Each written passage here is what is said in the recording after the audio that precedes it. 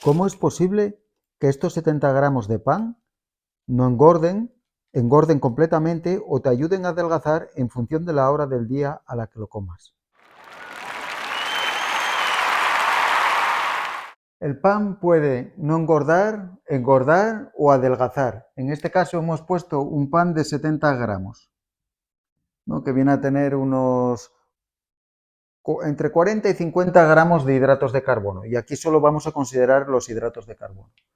Esto es para que vean cómo es la complejidad de adelgazar, que no es tan simple como hidratos ingiero, hidratos quemo, no, es algo más complejo.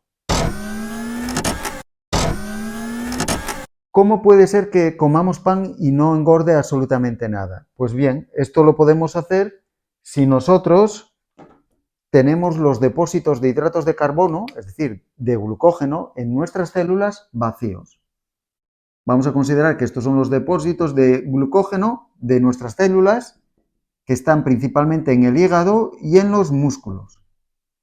Entonces, cuando nosotros consumimos el pan, el almidón del pan, que son los hidratos de carbono, se descompone en glucosa, se absorbe hacia la sangre y de la sangre llega a las células del hígado y del músculo y se convierte en glucógeno, que nada más que es las moléculas de glucosa, digamos, unidas unas a otras, formando como una especie de cadena, y eso rellena los depósitos de las células y por tanto no aumenta la grasa y no se engorda. Así que si nosotros consumimos esto cuando los depósitos están disminuidos, no vamos a engordar, siempre que no sea mucha cantidad de pan, porque si es mucha, no solo es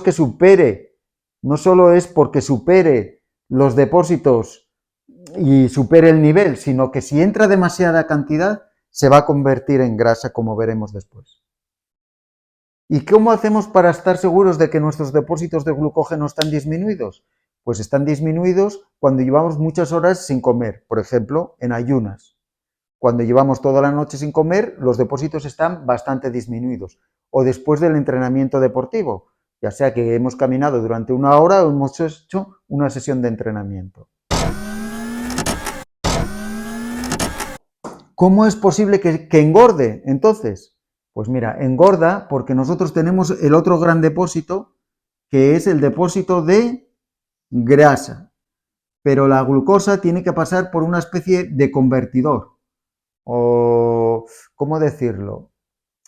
Un sistema enzimático que modifica la glucosa y lo convierte en grasa. Esto no es reversible. Una vez se convierte en grasa, la grasa no se puede volver a convertir en glucosa. Se consume la grasa, pero no pasa a ser glucosa. Es un poco como una vez cocinas los garbanzos ya quedan cocinados, no pueden volver a pasar a estar crudos. Pues cuando nosotros tenemos los depósitos de glucosa llenos,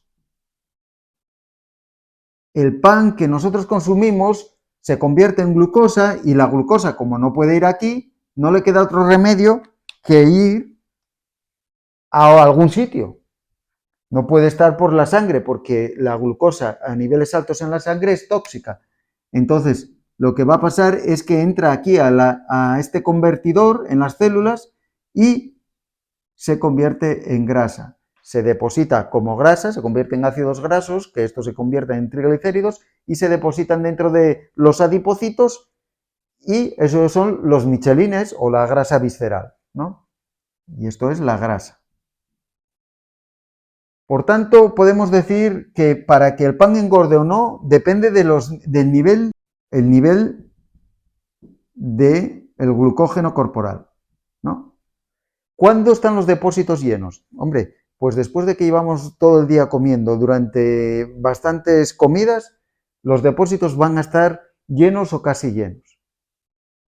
Pero no solo depende de eso, también depende de la cantidad. Si nosotros metemos mucha cantidad de glucosa, incluso aunque los depósitos estén vacíos, siempre va a pasar de largo, por decirlo así, y convertirse a grasa una parte.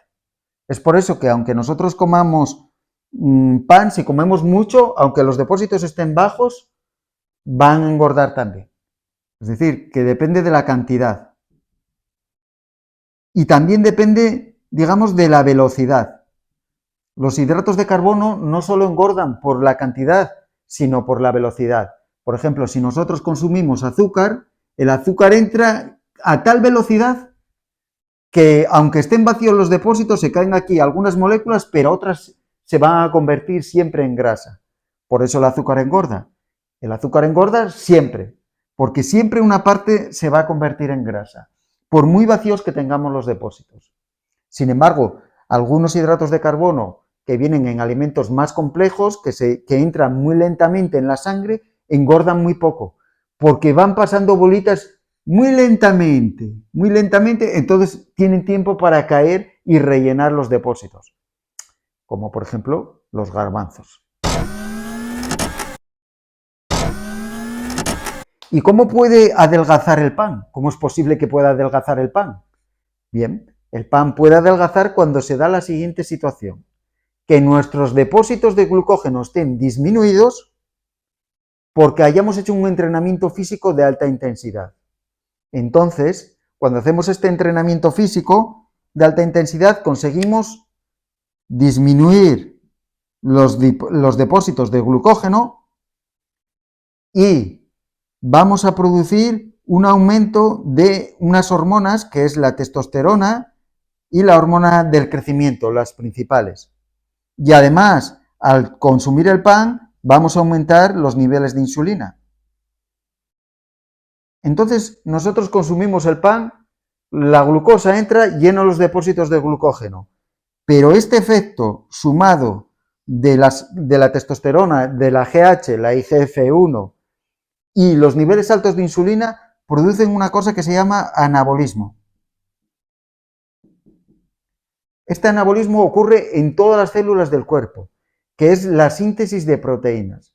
La síntesis de proteínas utiliza de sustrato aminoácidos, pero la energía para hacer esa construcción de proteínas se obtiene de la grasa, no del glucógeno, sino de la grasa.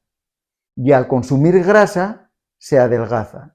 Y este anabolismo ocurre normalmente cuando nosotros dormimos, ocurre cuando descansamos y en todo momento, pero de forma prioritaria cuando estamos durmiendo. Así que nosotros consumimos pan y luego gastamos la grasa en el anabolismo.